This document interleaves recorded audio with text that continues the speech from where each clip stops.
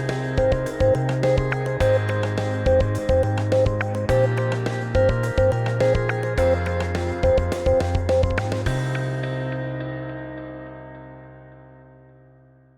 troubleshooting display systems, verify that the power and adapter cables are properly attached and that the adapter is fully seated in the expansion slot. So if it's beeping at you when you turn on the computer, or if it's not doing anything, it might be trying to beep at you, but you don't have the speaker installed. So just pull the cards out and reseat them.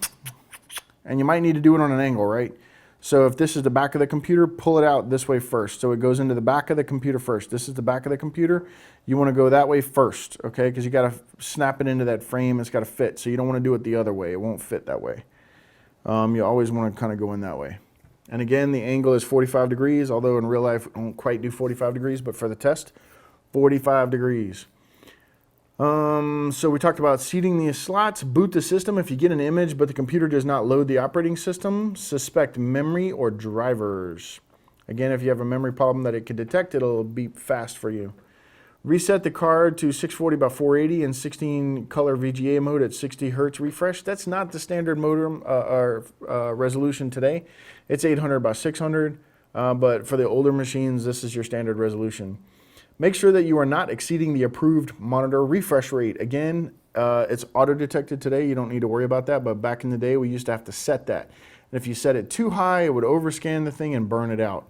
It couldn't keep up with the commands, and you were overdriving the motor, and it would literally burn the beam steering out. So try a different display adapter or monitor or test on a different PC. So you want to have some parts that you can swap out. And then in summary, resolution is a function of horizontal pixels, vertical lines, and the refresh rate. Traditional monitors with CRTs, cathode ray tubes, have higher resolutions but take more desk space. Again, get rid of these if you have them. Do not use them. FPDs require special graphics adapters. There was a time when they did because they were new technology.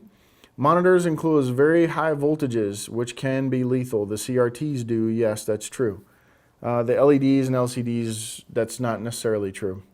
Anytime you see a capacitor, if this is a capacitor, they'll have two little pins sticking out of it. Just short them with a piece of metal, like an aluminum can, but obviously don't touch the can, just have them touch the can. You want to short these terminals. That causes a discharge of electricity and renders them safe. So just tap a screwdriver across them a couple of times. You should hear a loud crack the first time, and then after that, you can touch them. Monitors enclose very high voltages, which are stored in those capacitors. Those are stored energy, potential energy, and it can kill you. It will stop your heart. It will burn you.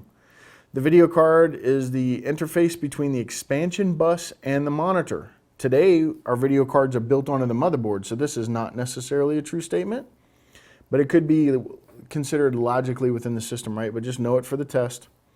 24-bit cards with VRAM or WRAM are required for true color. So how many bits do you need for true color?